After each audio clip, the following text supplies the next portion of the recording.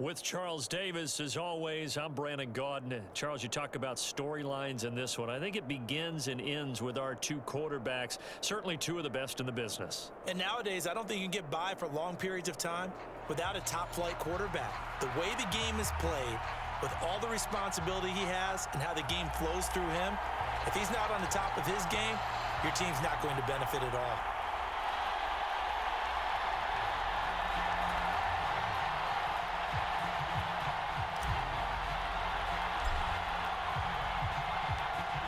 Charles and I have been looking forward to this one all week, and we are underway from the Superdome.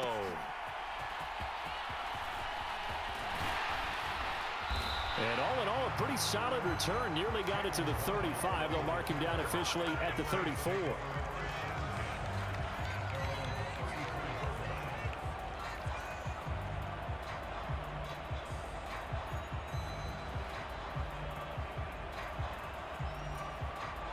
From the 34 now, here's 1st and 10. They start the drive on the ground. Kamara. And just no chance of turning the corner. He can only get back to the line of scrimmage. 2nd and 10 coming up. Looked like he was trying to bounce it outside, but no success. Yeah, sometimes you got to just figure out where you're going to go, and sometimes you just have to take it to another spot. In trying to get it outside, the defensive pursuit was there and just ran him down.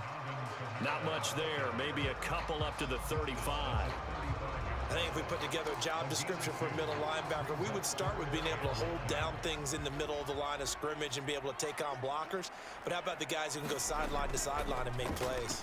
Love a guy that can do that. We saw a perfect example of it right there. And they're going to have this across midfield and inside the 45. Great way to convert on 3rd down there. 21 yards the play.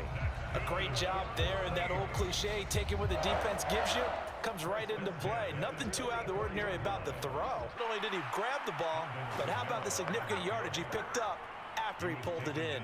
He'll lose a yard there, and it's 2nd and 11. That was well played there defensively. 2 tight ends in the formation, which essentially gave him 7 blockers up front.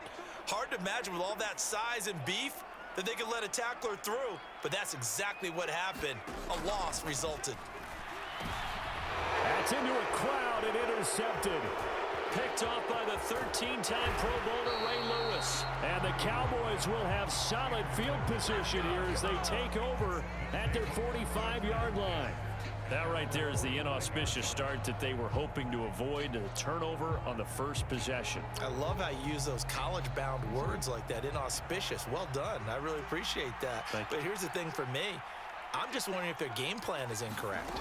You know, I think they felt like they could come in and throw it around pretty well. That interception early, they may rethink how they go about attacking.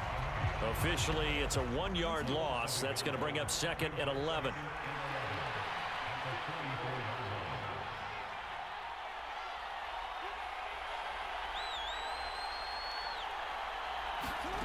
Now it's Jackson. Drops this underneath. It's Mitchell. As a passer, you're always trying to find that open window to throw the ball downfield. How about this one? Right in the middle of the field, right in the heart of a defense.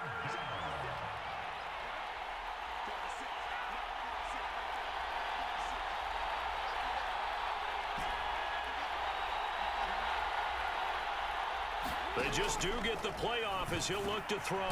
That is caught. And they'll get him down as he's inside the 40.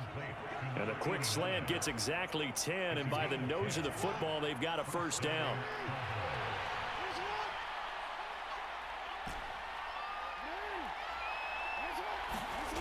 Jackson. And the Saints pressure gets him. Brought down for a sack. Cameron Jordan. He's the one that got home and takes him down for a loss of 9. And they need to work to at least get some of this yardage back after the sack. 2nd and 19. Escaping the pressure right. And I think the ball's out. And this is going to get out of bounds, so they will gain a bit of yardage on the play, actually, and they'll hold on to the football as well. So possession still theirs, but now they face a 3rd down.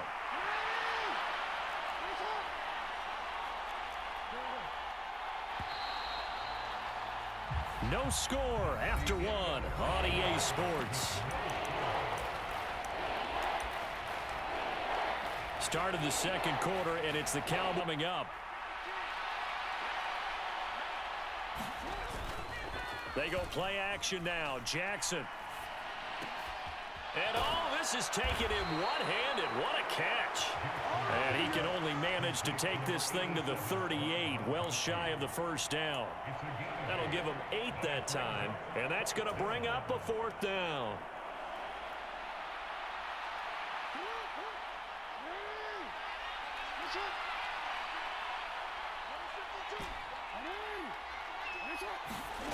From the gun, Jackson. And they'll wind up getting this one all the way down inside the 20. A big pickup there, 20 yards as they convert on 4th. Brandon, I have one word for you after that completion for a first down. Lucky? Analytics. Well, the analytics say you punked the football there. So we're changing to analytics as we go, right?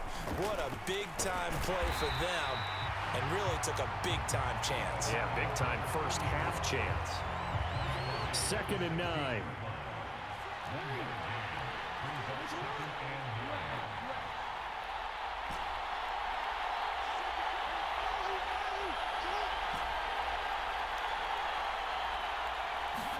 Jackson now. And they're going to get him. He's sacked back around the 28. In for the sack, Myles Garrett. 3rd and 20. To throw is Jackson. Eluding the pressure right. And he'll wind up getting about 6 out of that, as that's going to lead us to the 2-minute warning. Decent gain on the scramble to 6, but now it's 4th. Now Kaimi Fairbairn for the field goal try. It's a 39-yard attempt, right hash. Fairbairn able to put this one through. And the Cowboys are going to jump out to a 3-0 lead. Well, it's not the touchdown that they wanted, CD, but still, they got to be pretty happy here. You steal the ball away from them on their opening possession, and you turn that into the early 3-0 lead. Yeah, you painted the picture perfectly there, all the things that have gone on. And the important thing, other than the lead, of course, is as you described, both sides of the ball now have some momentum. Boy, I guess they're going to keep trying to put the pedal to the metal here. They're going to try an onside kick.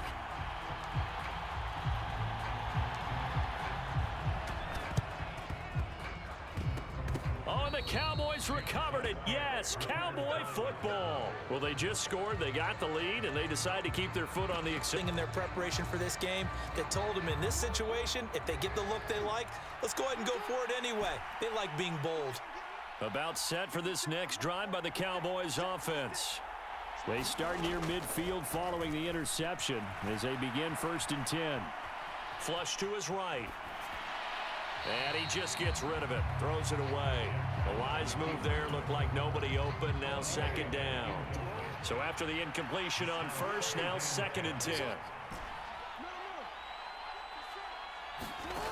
From the gun, it's Jackson. And that's to Amon-Ra St. Brown. They get 7 out of that, so they're left with a 3rd and 3. Coming up here looking for 3 yards to pick up the 1st. Jackson looking to throw on 3rd. He'll let this go deep for St. Brown. And unable to connect, incomplete. I'll give them credit, they took their shot, but it's going to bring up 4th down. From a defensive perspective, they had exactly what you want anytime they want to throw the football. There was pressure on the quarterback. They were getting after him, and they tightened down on the receivers and forced the incompletion. Going for it, it's Mitchell. And the surge is going to be too much defensively. He's hit and taken down in the backfield. The Cowboys here unable to convert on 4th down. And this defense is going to get the football back near midfield, right at the 48. The Saints offense on the field, ready to get their drive started. They trail 3-0 after the INT last time led to a field goal, but now another fresh start here, 1st and 10. And that is incomplete. Oh, the coverage a little too good there, and it's 2nd down. This defense is not going to make it easy for you. They're a physical group, and we just saw it there on that play. He came in, made the contact, just as he's trying to haul it in. Breeze again here on 2nd and 10. There's Chris Olave. And he is tackled inside the 40, not quite to the 35. The Saints going to call the first of their timeouts. It's just their first, so they'll have 2 remaining here before we get to halftime.